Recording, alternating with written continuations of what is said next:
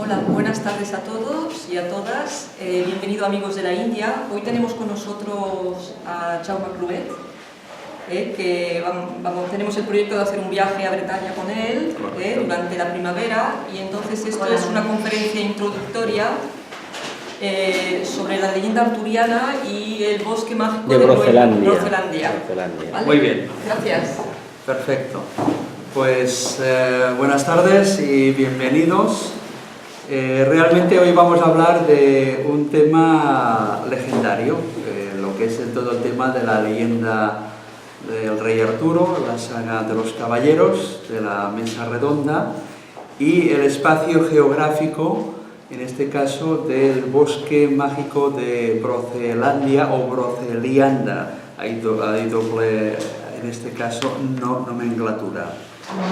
Si dijésemos que todo este ámbito, aunque sea legendario, es realmente vivo, sería muy sorprendente. Hace un par de años, como hemos hecho diferentes salidas a todo el ámbito, en este caso de la Bretaña francesa, y en esta salida que queremos promover para el Puente de Mayo, pues visitaremos Brocelandia, la capital de Bretaña, que será Rennes. Después también nos acercaremos a otro punto realmente interesantísimo, como es el Monte Saint-Michel, aunque esté ubicado actualmente a nivel administrativo en Normandía. De hecho, antaño siempre perteneció al ámbito, en este caso, bretón celta. Y también, evidentemente, visitaremos todo el conjunto de restos megalíticos que encontramos en Carnac, en las costas del sur de la Bretaña, que es el Morbihan, Carnac y otros puntos también interesantes. Antaño, quizás el bosque de Brocelianda siempre había sido un espacio un poco oculto y un poco que muchas veces no se visitaba.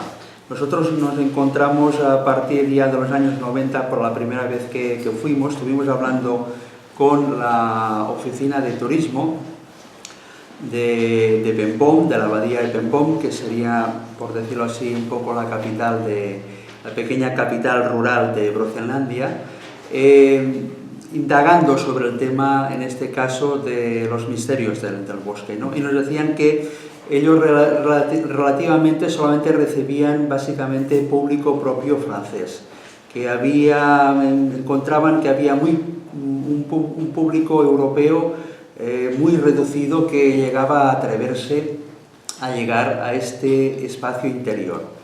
Y hoy en día es todo lo contrario. Evidentemente, la Bretaña francesa, sus grandes virtudes y sus grandes, en este caso, atractivos, radican básicamente en las costas norte o en las costas sur, o bien en la famosa costa del Finisterre, que también es un ámbito realmente geográfico precioso. Pero en general nunca se valoraba suficientemente el territorio interior de estos bosques desconocidos de Brocelandia.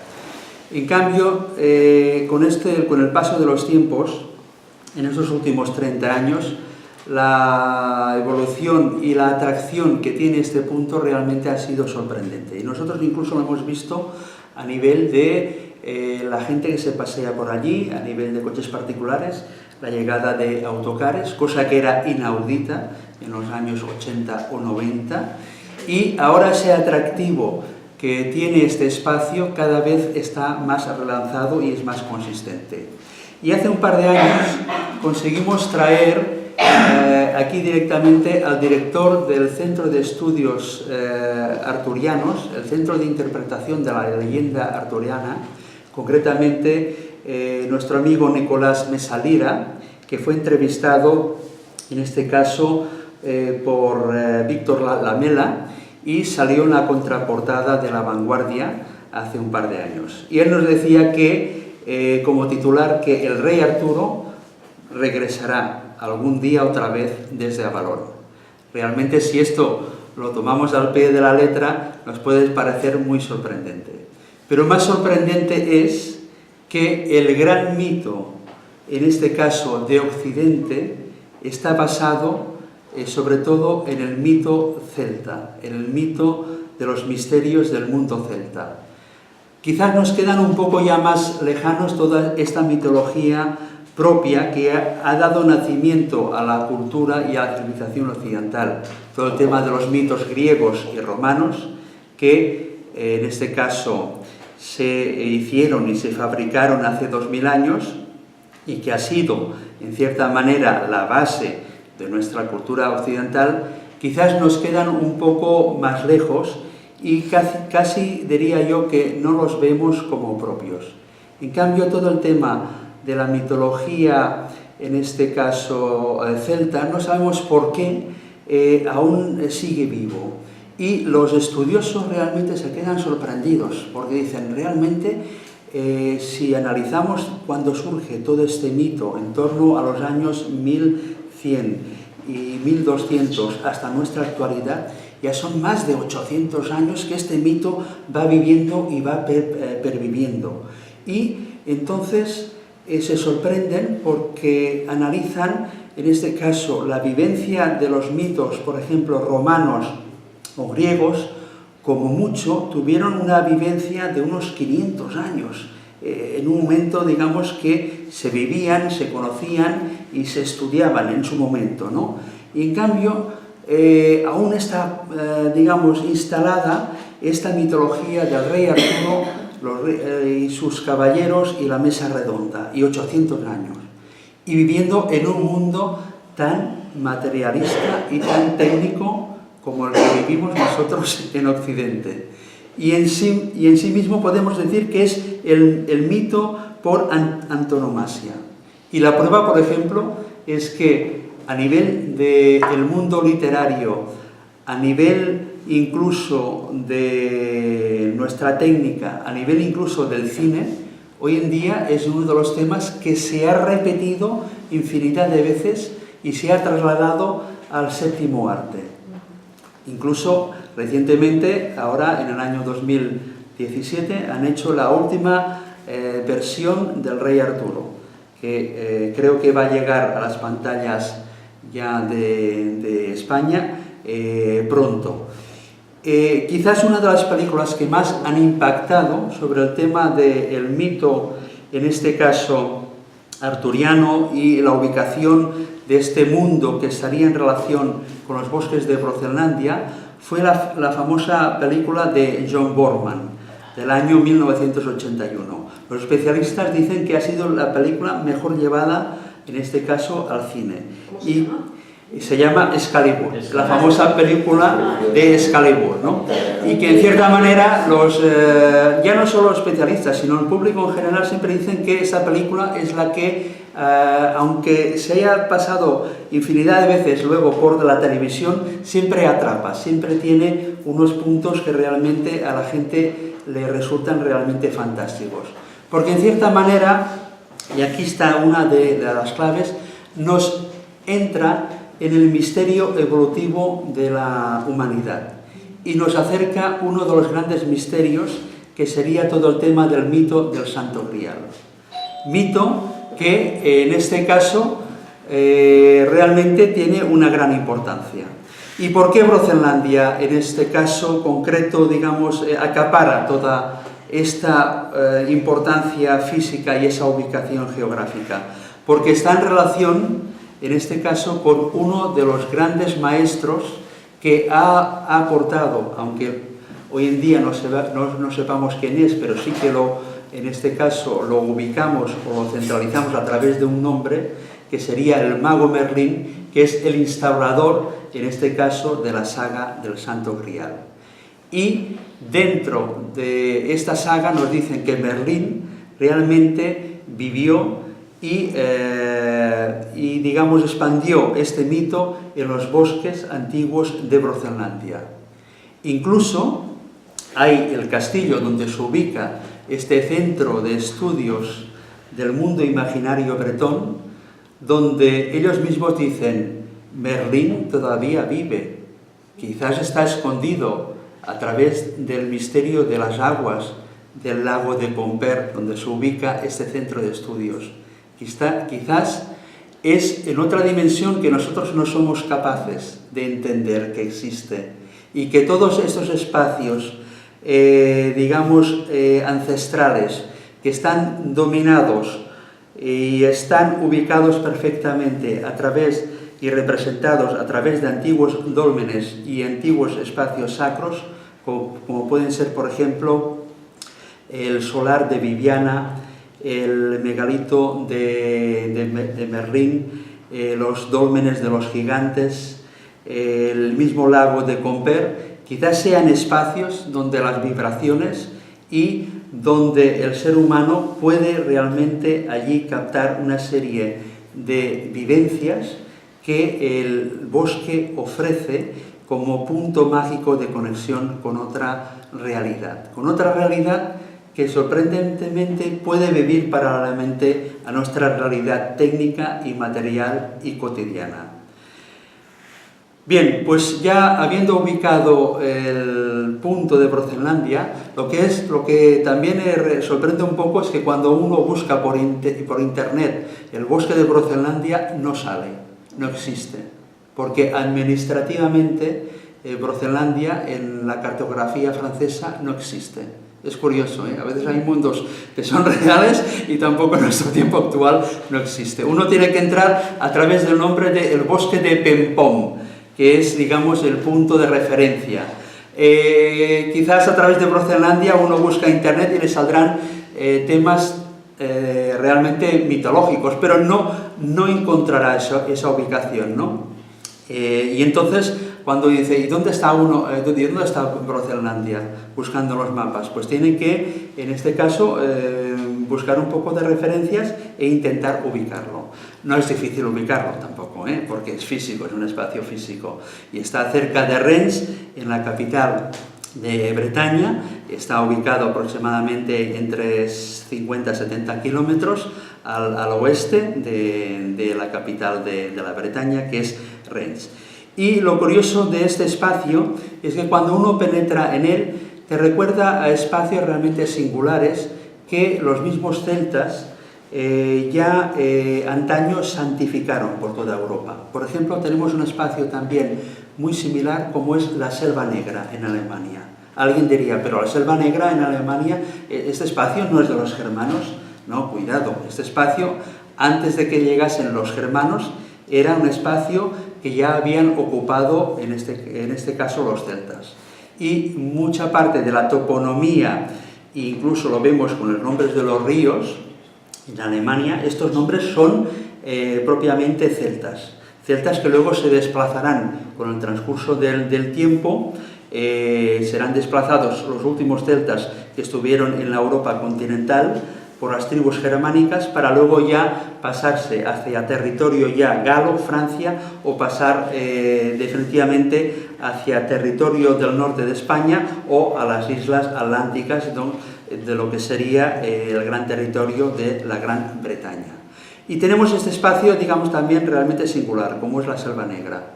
Y otro espacio dentro de la antigua Galia lo encontraríamos, en este caso, en la zona de lo que se llama la Borgoña. Hay un espacio muy singular, que son los bosques que rodean toda la parte de Autun. Y hay un tema que se le ha dado muy poca importancia. Quizás porque los estudiosos de la historia, los arqueólogos, no entienden el sentido trascendental de estos espacios físicos. Y en cambio, Blavatsky sí que nos dice lo siguiente, que es muy interesante. Europa, nuestra cultura, antes del año del nacimiento de Cristo, va a perder, en este caso, van a perder los misterios mayores, debido a que allí, en este espacio, se produjo un enfrentamiento muy realmente radical, histórico importante, que fueron cuando, en este caso, Julio César entrará en combate contra las tribus galas. Y hoy en día se han dado cuenta que lo que dice Blavatsky es realmente sorprendente, que en este espacio de los bosques de Autun, en la Borgoña francesa, es donde existió el último colegio mayor de los grandes druidas. Druidas que ya existían en Inglaterra, druidas que ya existían también en Galicia, pero que el gran colegio sacerdotal estaba ubicado allí, en el espacio de la antigua Borgoña. Y hoy en día se han encontrado ya restos arqueológicos de una ciudad importantísima, de un espacio histórico importantísimo, donde se cree que este gran colegio sacerdotal, digamos, estuvo. Y hay un tema aún que es más curioso, que uno de los puntos vitales del Camino de Santiago, de los 4 puntos iniciales que sale del Camino francés de Francia, justamente sale de allí, de las cercanías, y es donde está la abadía de Vézelay. Entonces, aquí en Francia, igual que en la Bretaña francesa, nos encontramos con espacios realmente sorprendentes.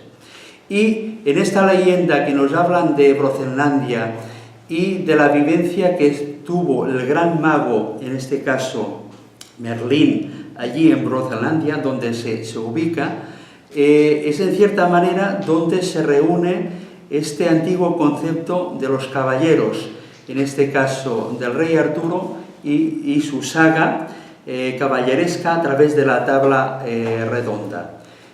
Se ubica justamente en ese espacio de Groenlandia, en torno al lago de Quimper.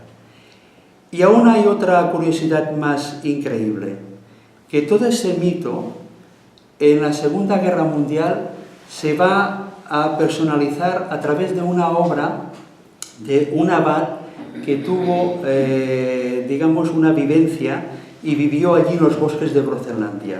Será Henri Gillard, quien fue un gran estudioso de toda esa temática del bosque mágico de Groenlandia, y en una pequeña capillita que vamos a visitar, y se llama Treorenteuk, ese nombre, digamos, propiamente celta bretón, él allí va a personalizar todo ese mito y va a representar las figuras de Viviana, las figuras de la hada Morgana, las figuras de Merlín y las figuras de los caballeros de la tabla redonda.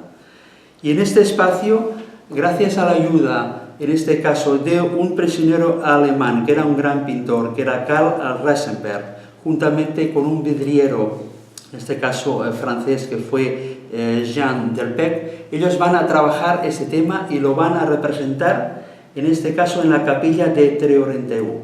Esto se realizó de los años 50-60. Este personaje, este capellán, Henri Gillard, al plasmar y al intentar unir las corrientes, digamos, cristiana y la corriente celta, va a tener problemas, en este caso con su obispado, que va a ver que el trabajo que él hizo realmente es sorprendente y va a llamar mucho la atención, en este caso del mundo intelectual, que van a visitar esta capilla. Al final, este personaje es defenestrado y en este caso es echado fuera de su capilla. Y hoy en día, al contrario, es uno de los puntos vitales que se visita cuando se visita el bosque de Groenlandia. Finalmente, en el año 1979, que él murió, se le permitió estar enterrado junto a su capilla. Y realmente esto ha sido un hito que ha hecho que todo el espacio de Groenlandia, que abarca ya también antiguas abadías como la de Pempom, que se fundaron en el año 600, de nuestra era, a través de un personaje mítico de un rey que se llamaba Judicael, un antiguo rey bretón. Vemos que hay una continuidad de los mitos, digamos, del tema arturiano, que luego se plasman también a través de esa constitución cristianizada de esta abadía de Pempom, y que luego, a partir ya del año 1945, cuando termina la Segunda Guerra Mundial, aún se continuará a través de este personaje que será el abad Henri Gillard. Lo que es curioso es que todo ese tema del mito del Santo Grial y todo el tema del rey Arturo y su relación con el rey Merlín tiene unos ciertos paralelismos que podemos remontarlos al mundo, en este caso, antiquísimo, que es el mundo de los inicios de la cultura indoeuropea.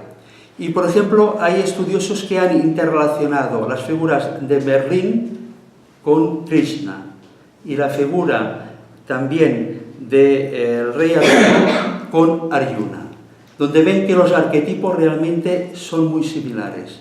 Así, a través de la gran obra del Bhagavad Gita, cuando vemos que este rey trivial que es Arjuna y tiene que enfrentarse contra los Kauravas y tiene sus dudas, será en este caso su gran maestro, Krishna, quien le va a enseñar todos los secretos de la evolución y, en este caso, digamos, el hecho de que tener que pasar a la acción para alcanzar la evolución.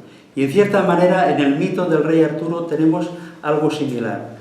A través de este poder que, digamos, capta el rey Arturo con la espada de Excalibur y sus dudas que tiene para realmente ejercer como caudillo de sus tierras y que sea un punto de referencia de los nobles, él necesitará también esta ayuda de este personaje mágico que es Merlín, que le enseñará todos los secretos de la naturaleza, que le enseñará el sentido de la vida, el sentido de la evolución, el sentido de la búsqueda. Y Merlín instaurará a través del personaje, en este caso del rey Arturo, y juntamente con sus colegas, con sus camaradas, los caballeros de la mesa redonda, lo que es la búsqueda del Santo Grial. Y este será realmente uno de los hitos más importantes que van a marcar toda esta época histórica. Y este hecho incluso nos va a saltar hasta nuestros tiempos actuales, porque todo este mundo imaginario, todo este mundo legendario, de este mundo celta, digamos que ya tiene una antigüedad superior a 2000 o 3000 años, va a imponerse por encima del mundo clásico en la Europa occidental gracias a un hecho también realmente sorprendente, al hecho histórico de la conquista de Inglaterra por parte del famoso normando Guillermo el Conquistador en el año 1060. Este personaje va a entrar en contacto con las tierras, en este caso lejanas, del mundo británico, con las tierras galesas, de los escoceses, con las tierras córnicas del sur de Inglaterra.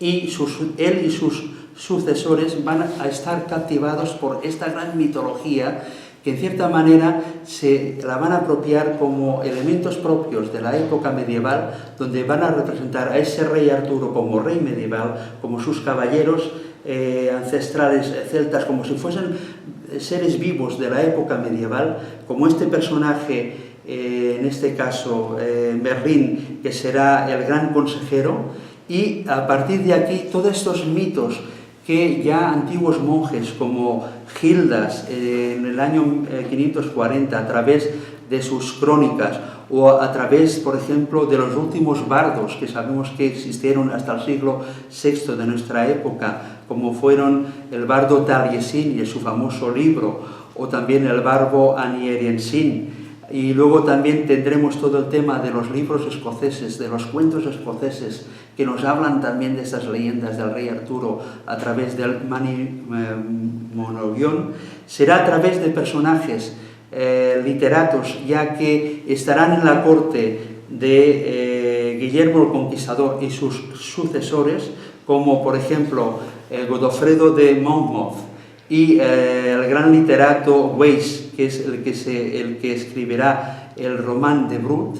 En este caso, todas estas leyendas, poco a poco, que surgen más allá de hace 3000 años, luego se plasman a través de algunos monjes cristianos que empiezan a recoger estas leyendas y las van guardando en sus monasterios y van a esperar a ese momento crucial que será a partir del año 1000, el 1060, a través de la conquista de Guillermo el Conquistador, que unirá las tierras de Inglaterra y las tierras de Francia en su figura. Eso permitirá que también surja a posteriori, por ejemplo, el gran personaje de Leonor de Aquitania y su hija, la famosa María de Francia, que a través de sus escritos, los famosos cuentos o lais, juntamente con estos escritores que hemos mencionado, como Godofredo de Monmouth y Weiss, van a empezar a relanzar a nivel del continente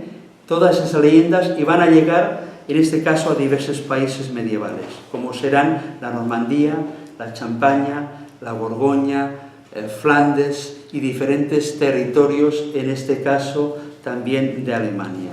Y este prototipo de un gran rey ancestral, como fue el rey Arturo y sus caballeros, van a recomponerse como grandes caballeros medievales, como el gran modelo de todas las sociedades, de los reyes medievales, de sus territorios, de sus anhelos, de sus conquistas, y van a ejercer como el gran prototipo mitológico y el gran prototipo evolutivo. A partir de aquí va a empezar a expandirse toda esa leyenda. Sabemos de algunos de sus grandes escritores que van a ser realmente geniales y lo van a traspasar, aunque sea a un nivel más novelesco medieval, escritores como por ejemplo Chrétien de Troyes, ¿no?, que a partir del 1170 va a publicar, y 1180, el famoso cuento del Grial.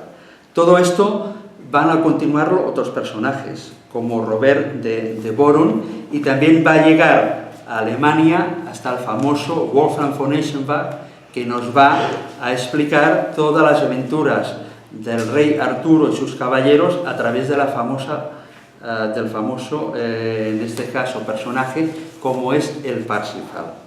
Entonces vemos cómo todos esos mitos realmente han llegado a adquirir una importancia increíble, porque todo eso no va a terminar en el año 1470, cuando se cierra el ciclo del Santo Grial y de los escritos sobre el tema del rey Arturo y sus caballeros a través de Thomas Malory, que escribe la muerte del rey Arturo. Todo eso no se va a terminar en ese momento. Aún sabemos, por ejemplo, en España, que en este caso, en el ámbito castellano, va a salir todavía el Cervantes, aunque sea haciendo un poco de burla de ese mundo, ¿no?, publicando, en este caso, Don Quijote. Pero imaginaros todo este mundo mítico que surge, digamos, por eso yo decía que son 800 años, que es cuando se reelaboran todos estos mitos celtas a través de una literatura propia, que es la literatura, en este caso, artúrica, y que va muy emparentada también con la literatura de los trovadores. Entonces tenemos una realidad física, que es que estos cuentos y estas novelas se pueden leer, porque todos los antiguos relatos celtas, de eso no nos ha quedado prácticamente nada, solamente a través de pequeños monjes y de pequeños monasterios había una serie de relatos que se han ido, digamos, guardando, pero a partir de los años 1100 y 1200 se reelabora a través de esos grandes escritores como Chrétien de Troyes, como Wolfram von Eschenbach, como Robert Boren, como Thomas Malory, y van a crear ese gran mito concreto para que se desarrolle, en este caso, prácticamente hasta el 1500. Pero todo esto no va a desaparecer, porque luego nos llega perfectamente en el siglo XIX el mundo del romanticismo, y el mundo romanticismo inglés y alemán y francés se van a volcar otra vez sobre esos temas. ¿Y cuáles creéis que son los temas estelares del mundo de la ópera? Y aquí entra uno de los grandes personajes, como es Wagner.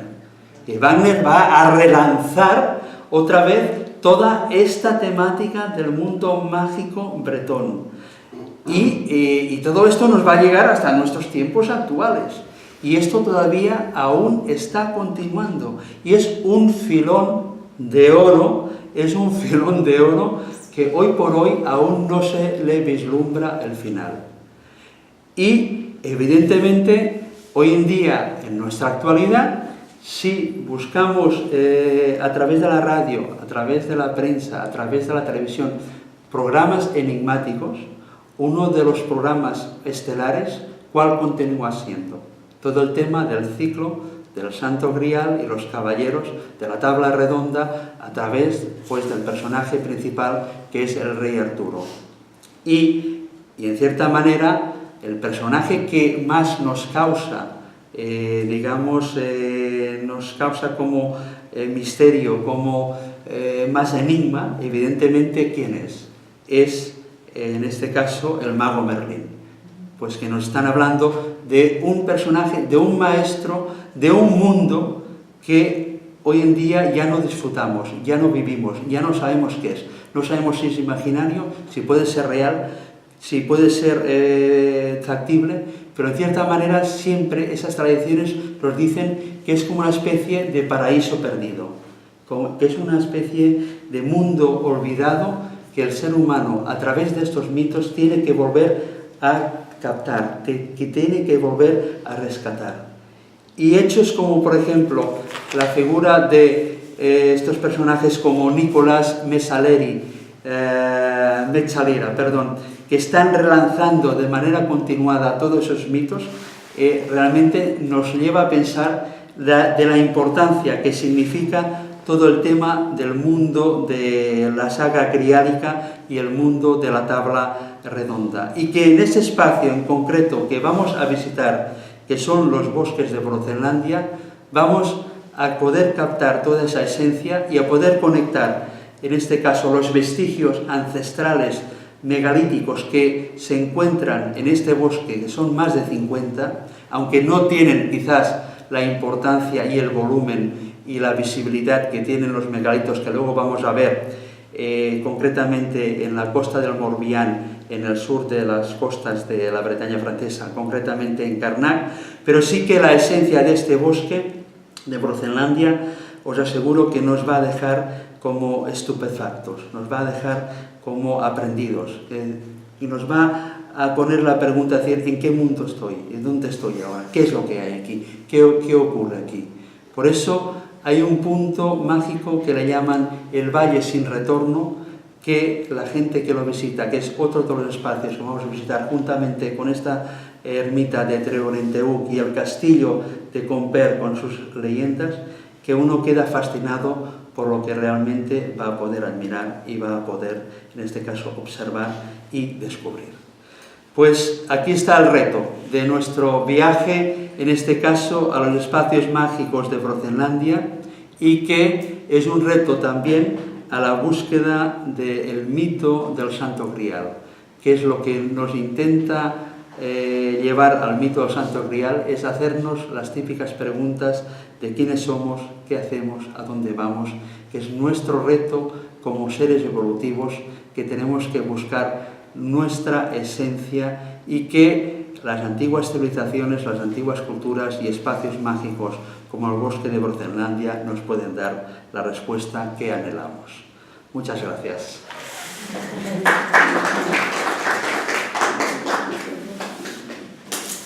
Bueno, abrimos un poco el espacio de preguntas por si queréis indagar más sobre el tema, en este caso del tema arturiano, sobre la figura de Merlín.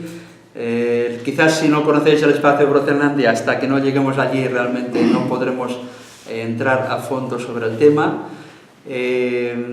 Pero yo siempre digo que uno de los mitos más importantes que tiene la humanidad para conectar con el tema, digamos, ancestral, propiamente como conjunto evolutivo que somos, es este caso todo el tema del Santo Grial.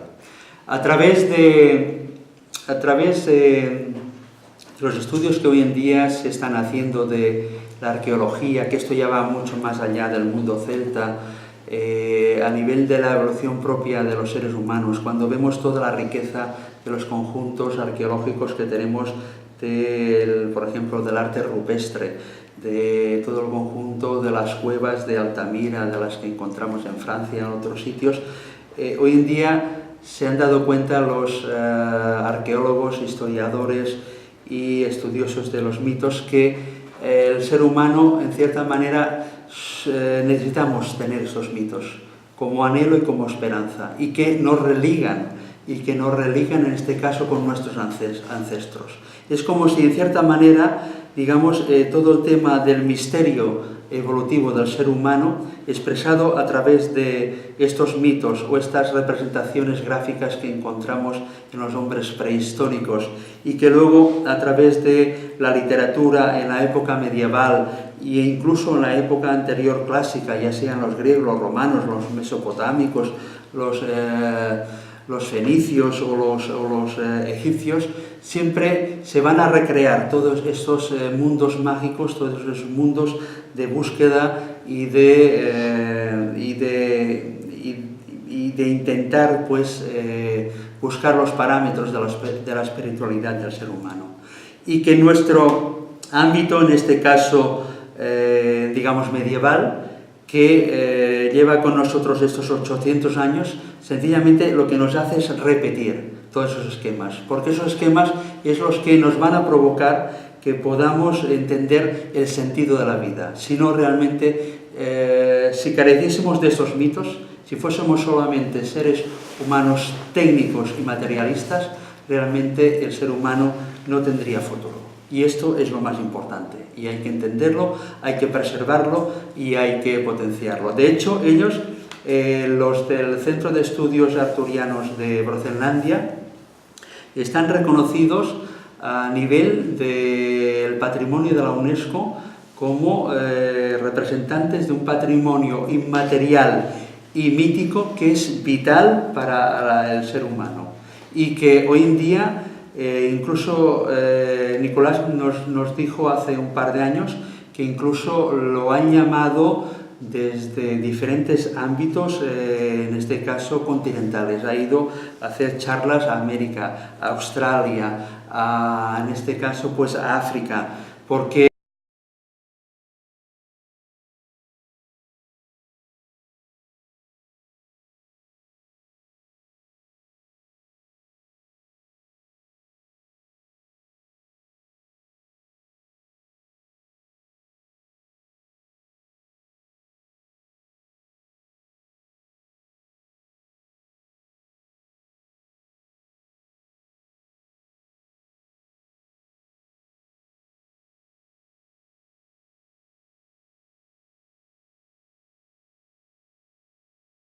realmente es un patrimonio, lo que decimos, es un patrimonio realmente sorprendente lo que abarca todo el tema de la saga, del mito del Santo Grial y el mundo arturiano.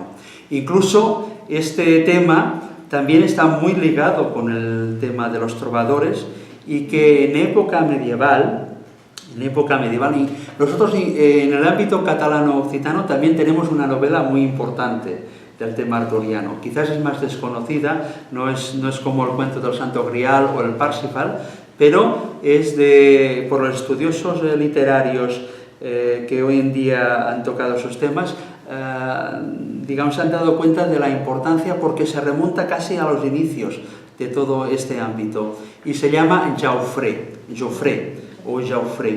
E incluso la figura de este famoso Jaufré, que era como una especie de paladín del rey Arturo, nuestros reyes de la corona catalano-aragonesa lo tenían en tan gran estima que Alfonso II, el trovador o el casto, hijo de Ramón Berenguer IV, hizo representar toda la explicación de la novela del Jaufré en el Palacio de la Aljafería en Zaragoza.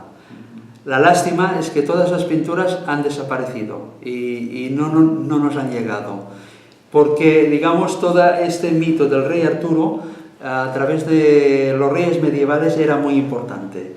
Era, digamos, como un grado sapiensal que realmente se movía a través de esas cortes de los trovadores, los literatos, etc. Por eso, realmente, también estos famosos literatios, escritores como Chrétien de Troyes, Wolfgang von Eschenbach, Robert de Boro, vivían a través de estas cortes. Era donde tenían ese patronazgo y donde realmente se desarrolló todos esos mitos, y era importante.